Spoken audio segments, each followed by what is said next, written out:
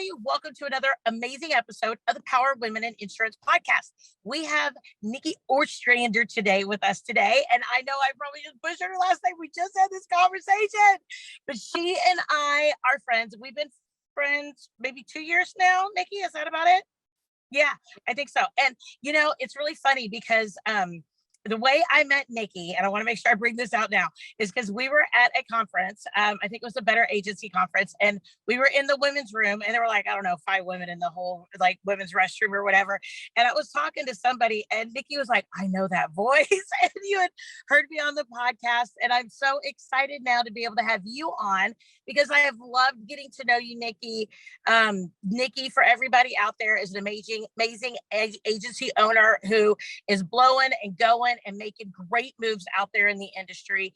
And we're going to talk to her today about what that looks like for her, what her triumphs have been, what her challenges have been, and how she's gotten where she is. So Nikki, welcome to the podcast. I'm so excited to have you on. Thank you, Teresa. I'm so excited. And truth be told, in that bathroom, I was a little bit fangirling because the first episode I heard was with your kids about how they grew up in an agency. And that's kind of where I started. I grew up, my mom was in the industry. And so ever since that podcast, I've always looked up to you because I just can relate. And I think you're amazing. So, yeah. Well, you're so sweet. It's probably one of my favorite ones too, for lots of different reasons, obviously. But, just the concept of, I think there's so many women who raise their children in their jobs or in their industry more than men. I think men, the kids are at home, maybe they pay for daycare, whatever, but women are all like, oh no, that's fine. I can do both. And so what do? We bring our kids with us and they grow up underneath our desks and underneath our feet and they have to wait for whatever. And, and I always say that we had snakes and gerbils and all sorts of animals in the back room. And we would step on Legos when we went to the restroom in the back room. And, and I love the fact that my kids grew up with that, but I love too, that is still out there, that women are doing both because there's such a lifestyle, I think, in insurance where we are, so especially as women, we're so like integral in the concept of that our life is our business is our life. And we bring in their kids along. I think it's such a fun way to do it. So tell me how you got started, because I love the fact that you're a multi-generational family like that. So my mom was at a different agency and I really wanted to just take over her book of business because I loved as a kid being able to have my mom at all of the things. Like if she needed to come, was there every day when I got off the bus. She could take off and, she had the flexibility, but she also was able to make the money too, to support us. And I saw that I wanted to be both. I wanted to be a successful woman, entrepreneur, in sales and make the salary that I wanted to make. And I also wanted to be a mom. And I did grow up underneath my mom's desk, literally. I love it. I would go in there. And honestly, it was a family ran agency and they were like family to me and I knew all of them. And that's where I grew up. But when it came time for the baton to be passed down to me, it was no longer a family agency. It got bought out. Yeah. So things have changed and they didn't really want that kind of employee there. And so I started my own agency and my mom moved her book of business over and in 2011 and we just ran. Like we had no idea what we were doing. My mom was a producer. She never ran an agency. She didn't know about downloads or agency management systems, except for that they had one and she used it. And so we just hit the ground running and just kept going. Tell me I can't and watch me do it, kind of attitude. And we spent a couple of years literally agent of record lettering every single policy that we moved over. It was not just a, cut and move it. It was everything was touched. And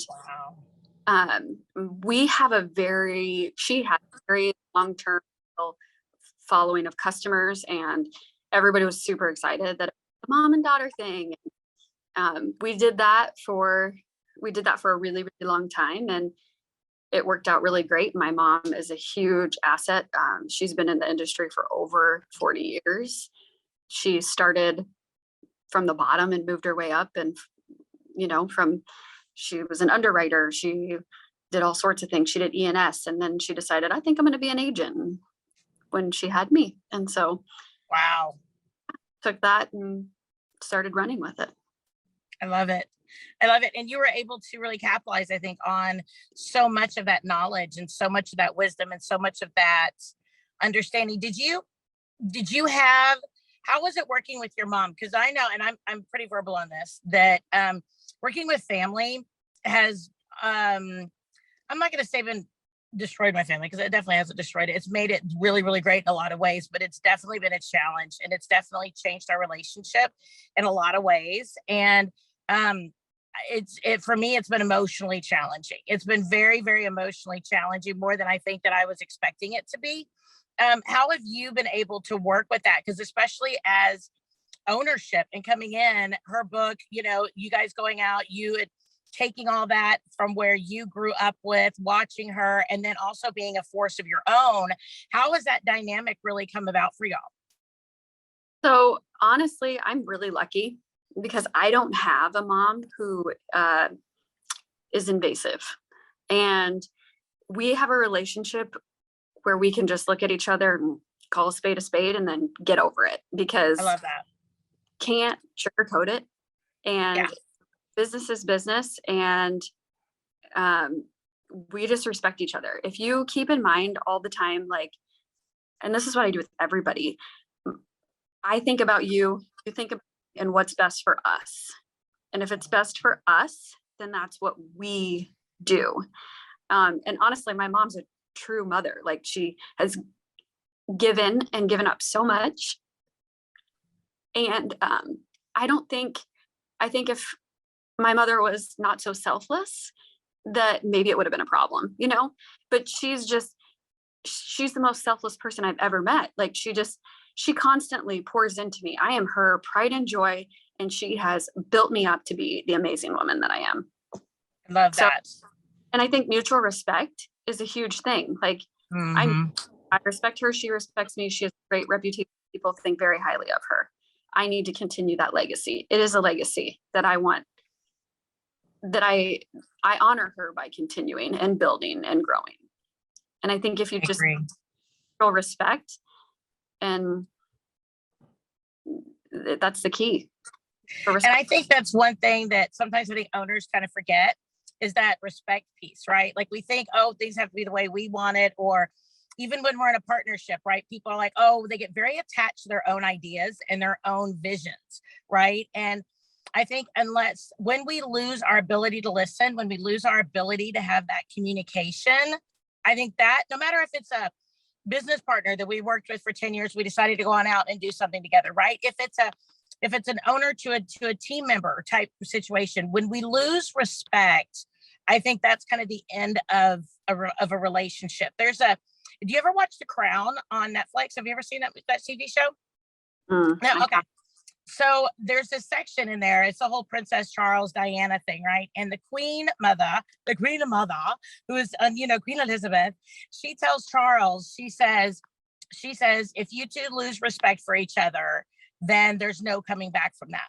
And if you think about, especially if you think about royal families, blah, blah, blah, there's all sorts of drama and chaos, right? So, but what makes people figure out a way to work together, be together, stick together? And I think a lot of it's respect. If we kill the respect between us and another person, then they don't want to work for us. They don't want to work with us. They don't want to work around us.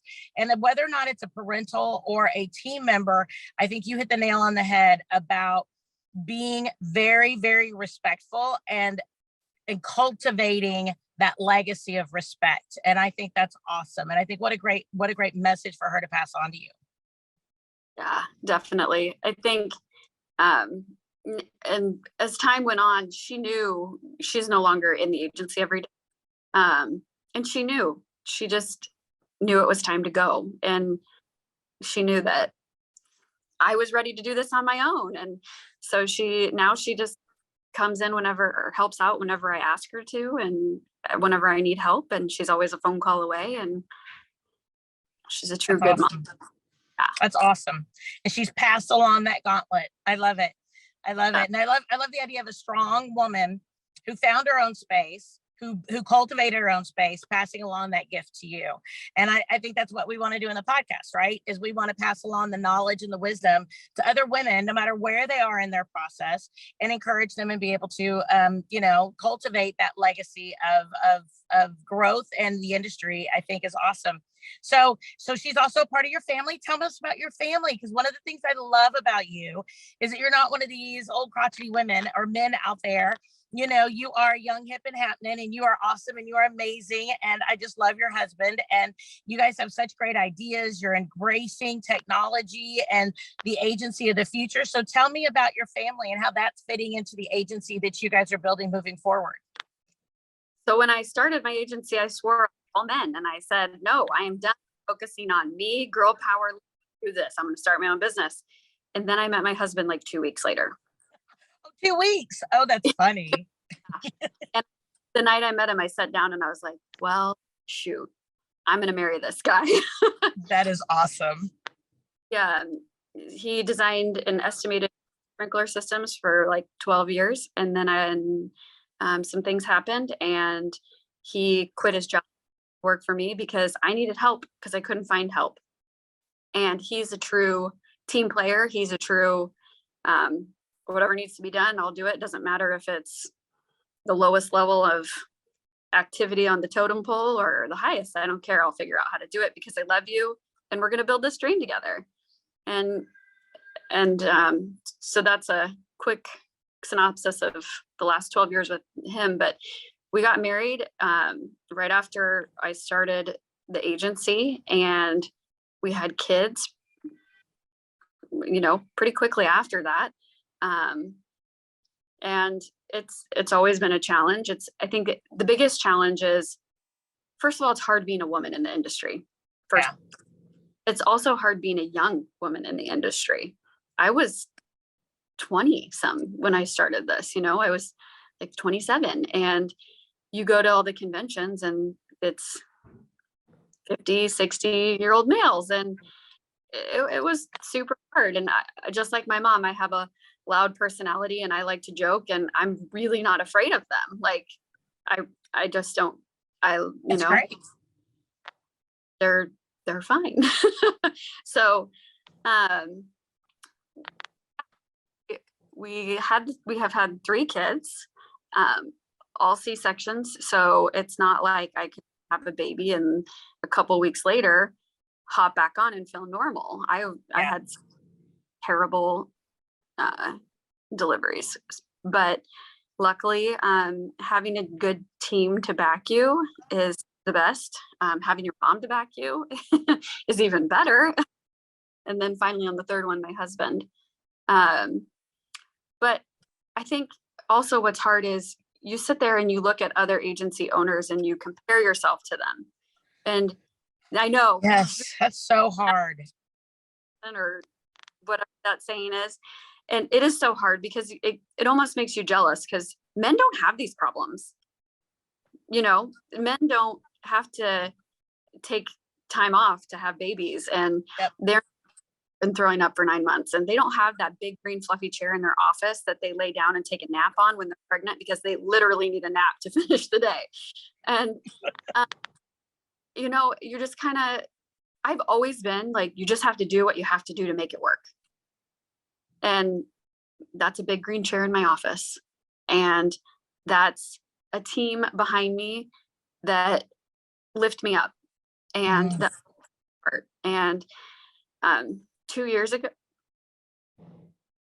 1920, like 3 years ago, I made the decision that everybody told me not to make. Don't do it. Don't hire your best friend. Terrible idea. Don't hire your best friend. And my best friend came to me and she was getting a divorce. And I said, oh, finally, now you can come sell insurance with me. And she's like, I can. Wow. Let's do it. Let's get a divorce and let's, team up and sell some insurance. And I was like, fantastic. And honestly, it's been another amazing decision. And it's hard, but again, mutual respect. Yeah. What's good for you? What's good for me? What's good for us? she also has 2 little boys. Our like biggest focus in our is chase your kids. Your kids have a game, go be at the game, go to parent teacher conference, go do the things. Those are your kids. You only get them for so long, and then they're gone. And so they're off to college. They're, doing the things. And I know you get that more than anyone. But I think too, that season's gone. I think one thing that people don't think about is it's not just about when they graduate or when they whatever. It's also that, people make a big deal out of their first steps, right? Or people make a big deal out of the first word, or their first day of school. But what about each of those days at school? What about each of those little lunches that you go and you get to sit with them and have lunch at elementary school or middle school? That ends at some point. Like middle school, they don't want you there anymore, right? I mean, and if we don't take those individual moments, they will go. That doesn't mean it has to take 18 to 20 years for them to get there, right? I mean, it could be that moment of, when they're not feeling good and they just crawl up in your lap. And some days we sit back and we think, oh, I don't have time for this. But then again, at the same point, they stop crawling up in your lap when they don't feel good eventually. And it gets to be something that you miss and you love and you crave. And I just wish people would sometimes stop in that moment and just love that moment. It's a great poem, and I don't know the name of it. I just know this one little section of it. It's like, hush, dust bunnies, go to sleep, whatever, little cobwebs, don't speak, or something like that. And it says, I'm rocking my babies and babies don't keep. And I just love that, because we get so obsessed with the dust in our house or the business that we need to write or the whatever that we need to do, that we forget sometimes to just take the time and love the phase that they're in. If that's soccer, if that's rocking them to bed, if it's, making them Halloween costumes, whatever it is, that season will end at some point. So my word today is enjoy the season. I love that. Just enjoy the season that you're in. And, the season will end at some point. It may go on to another season, that will be wonderful, but, it'll be different. So the first year of each kid's life, I focused on their first year and I slowed down.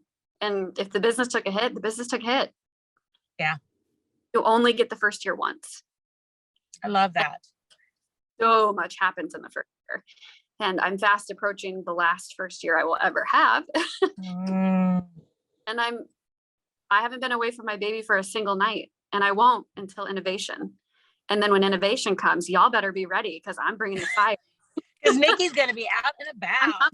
I'm with my best friend in Nashville at Innovation with all my girls, and I'm pumped. But yeah, take the first year and love on those babies, and do whatever it takes to make it work. I remember when Emmett was a baby and he was sick, I got a portable swing and I put it in my office and I shut the lights off and I'd be at my desk working and he'd be sleeping there. He'd wake up and he would be sick. He's throwing up in my office. And I just made it work, because that's what I had to do. And he knew no different. I'm still there for him. Yeah. And I think that's the key, is that we're there for them. We don't, we're not there for them. Right. I mean, my kids, I taught them, and I think this is part of the podcast, I've taught them to walk on up. They put their arm on my shoulder, and then I would put my hand on their hand, and I would make eye contact, and I'd be like, okay. And I kind of nod at them or whatever. And it was a recognition, and they knew they had been seen and heard. And then they would go play or whatever. And they knew once I was off the phone that I would come and I would take care of whatever it is they needed. But it wasn't mommy, the whole like immediacy of verbal loudness, they learned to come on up and do that. And my son still, I mean, even up until last year, he would be thinking about something. He'd just reach over and put his hand on my shoulder. It was so funny sometimes. Even as an adult, he would do that. And I love that, because it let them know that they were totally seen and heard, and that I'm available for them, but that they can wait just a little bit, because most of the time it's not anything too urgent. And I used to have this thing, right now is this time for this. Are you bleeding, dying, or dead? Because otherwise you can wait 5 minutes, Because if you're bleeding, dying, or dead, you trump everything, right? But If you're not, you can wait 2 minutes, 5 minutes, whatever. Let me finish off the sentence, you know, whatever it is. Absolutely. So how is your husband dealing with this? Because being fully dad and being fully husband and being fully agency person and fully business partner and fully mother-in-law in the space. I mean, you got a good man there. I got to say, not many men would sign up for that, you know? Luckily, my mom went home and works from home prior to Devin coming. So there's that. He's doing well. I think he's doing well. We're making some we communicate. We have what we call open kitchen conversations. And if we're about to say something that maybe is going to come off not positive to the other one, I would just say, give me grace in what I'm about to say, because I'm not trying. And then I say it. And then we just have a conversation about it. And you have to seek to understand. You have to listen to understand what they're saying to you. And then you have to put your bottom lip on your top lip and press firmly and count to 5 before you respond, so that you don't say something regret later, you know? Yeah. And sometimes we snap at each other. And it's fine. But we usually laugh about it and apologize later, and life moves on. And we're a team. We're a true team. When we think of each other, we think of life as a basketball game, and we're passing that ball back and forth. And you just have to do whatever it is to get whatever it is done. And what's good for me and what's good for him is good for us. And a rising tide lifts all boats. Yes. And back to that respect piece is the only thing that really makes it really work. And I love the fact that y'all have kind of a code word or a code phrase of, hey, I'm about to say something and it might be a little bit more unfiltered. So let's work it. Let's massage it. Let's work with it, but take it as that, right? I had somebody years ago tell me umbrella of mercy. And so they'd be like, I'm standing underneath the umbrella and I'm holding up the umbrella of mercy. And I need right now for you to hear what I have to say as a work in progress. And so, or unfiltered, or, whatever the thought may be around that, or, I'm still processing this, and when you do that, giving somebody that space is such a real connection place. It's not gitchy. It's not Instagrammy. It's not, hey, I needed to process this in order to come back and have a conversation with you. That's where real relationship gets deep, is when you can process those things out together under that understanding that this is a work in progress. I use it with my team members. Give me grace in what I'm, and that's what and they know, because I am super terrible at just saying something. And then after I said it out loud, I'm like, oh, shoot, that is not what I meant. Like, let me fix that, and sometimes people aren't prepared for that. And people will be like, oh my God, she just said that out loud. And it's not what I meant. I think communication is such a problem everywhere. And communication and emotional intelligence, I would rather over communicate with somebody than and emotional intelligence is such an under thought of thing. Like, it is. Scott Miller, he's a speaker. The best thing I ever learned from him, I've already said it, put your top lip on your bottom lip, press firmly, count 7 until you have nothing to say, or until you had your emotion to get it out before you say something with emotion that doesn't need to be said that way. So I do that a lot. That's a great visual analogy too. So the whole concept of just, because how many of us listen to respond? Yes. Like we actively listen in an opportunity to respond, rather than listening in an opportunity to put your top lip, the bottom lip, and press. I mean, not many of us do that on a very regular basis. That is a great visual and physical analogy of that. Yes. Yeah. So now that you've had this agency now, obviously, because you guys are 11 years old. Yes, we're coming up on 12 March. Nice. Congratulations. And you've got your best friend in there. Your mom pops in and out a little bit, but mainly, she's living the best life, her best, her bestie, and Yep. and your husband's in there, and he's wonderful, by the way. I just think he is the sweetest thing ever. And he is just such a good dad. You just see how much he just loves the kids and you and everything on all the stuff I see and whenever I've met him. But what is your next phase going to look like? So you mentioned it, y'all are probably done having children at this point. So now that you guys are going to enter into the phase a little bit more of, the kids growing and your agency, and now you guys are in that space, where do you see yourself going for the next, phase of the agency as well as the family and that whole mishmash of life that we call just life, all of it? Yeah. We are making a ton of changes right now. We are hiring some more back end help so that we have the time to chase our family, because that's a core value in my agency. Yep. We also have Noah. Noah doesn't have family, but when he does have family, he's married. He doesn't have children. Once he has children, I told him, I said, no, I know it's probably really hard for you right now because you don't have children to chase, but let me tell you, when you do, you get to chase your kids, and I will let you chase your kids. And so we are moving towards the ability to do that more by hiring more people to help so that we could be out of the office for the things that we need to be out of the office. I don't know if you know this, but baseball is insane. It is a time suck like I've never. It is. There's practice, there's games, there's tournaments. They do things like you have to travel. It is mind blowing to me because I never did sports.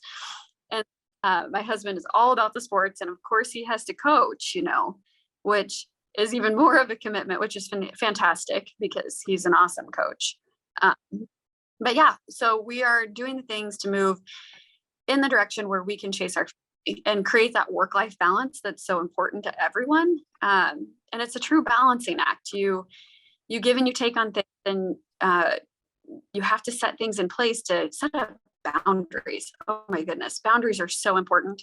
I've recently implemented I'm not going to talk to you about your problems in insurance after hours. If you text me, Nice. I'm going to send you back that says, hey, shoot me an email and I'll get you between 9 and 5 Friday, unless somebody's has a huge emergency. If there's an emergency, by all means, but no, I'm not going to quote your policy change.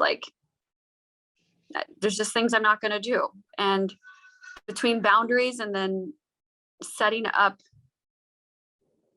the things that you need to set up so that you can be where you need to be, being able to be mobile, being able to have the back end help to do the things so that you cannot be, Yep.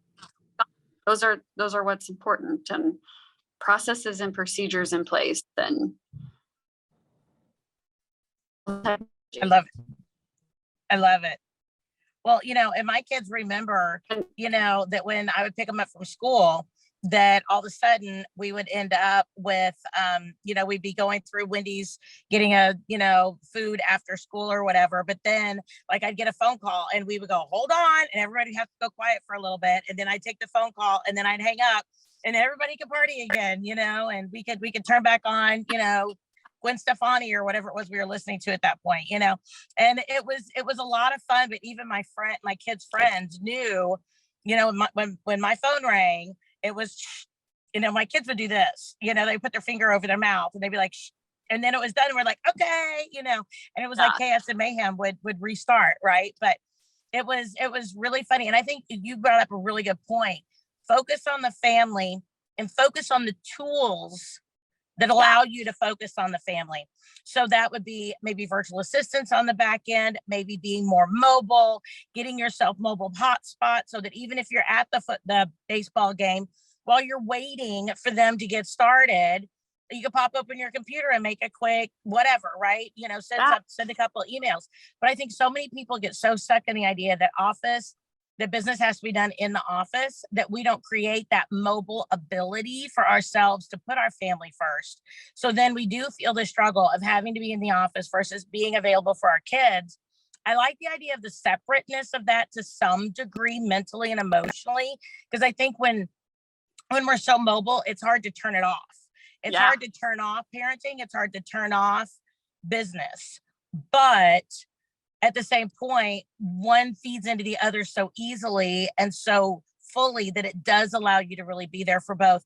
And I think that's really what a lot of people struggle with, is where to turn one on, when to turn one off, and what boundaries to put up so that we don't go crazy, right? And how do you find the ability to really do that? Is that something that you work with your husband on, and you guys create that as a team and as a family, or even as an agency culture of these are our boundaries and where family stops and business? How do you guys teach that balance? Because I think it's a really hard balance for some people to get their mind around.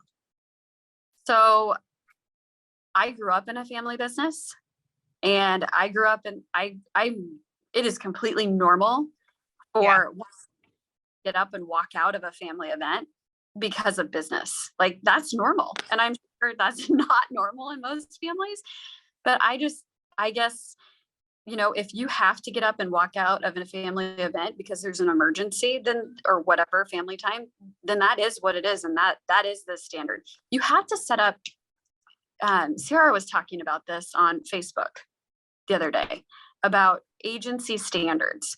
It's also family standards, set up standards,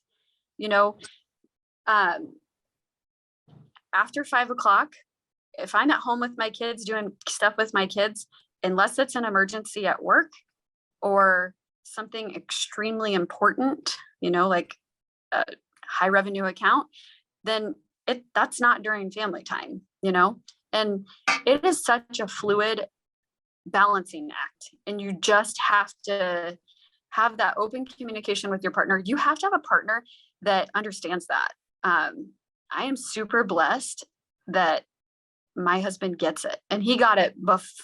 He gets it more now that he works in the agency, but it's a fluid balance of a basketball game that we pass the ball back and forth. And sometimes somebody needs a COI, and he does all of the COIs in our office. And sometimes he has to do COIs at 9:00 at night if they need to be done. And if that's what has to be done, we do it after we put the kids to bed, Yeah. Or, hey, I have to do the kids for a little bit. And then he takes the kids and I do that. And you have to get the balance that we were looking for. My husband had to quit his job. He went to school for this. He trained for fire sprinkler design and estimation. He did it for like 10 to 12 years. And then we realized we don't have the balance that we need in our family. So what are we going to do? To be completely honest, he's going to take a $20,000 pay cut, and he's going to come over to my agency. He's going to help me run my parents' rentals, and he's going to help me at the agency. We thought only part-time, but it ended up being a full-time life suck. But that's what it's going to take. And we took a huge pay cut to do it. But you know what? We have climbed a mountain. We have done great things. Not only has it balanced out our family life, it's grown the agency, and it's been phenomenal. It's been absolutely phenomenal. And I love that. I love that.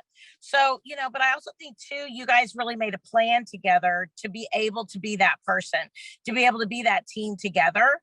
And I think that's really important. You expressed your goals, you decided what it was going to take to do it together, and you went for it. And you guys are very verbal with your team about those as well. And they get the same respect that you guys get in building your family. They get the same respect in building theirs. And I love that, because I think that's really, really key.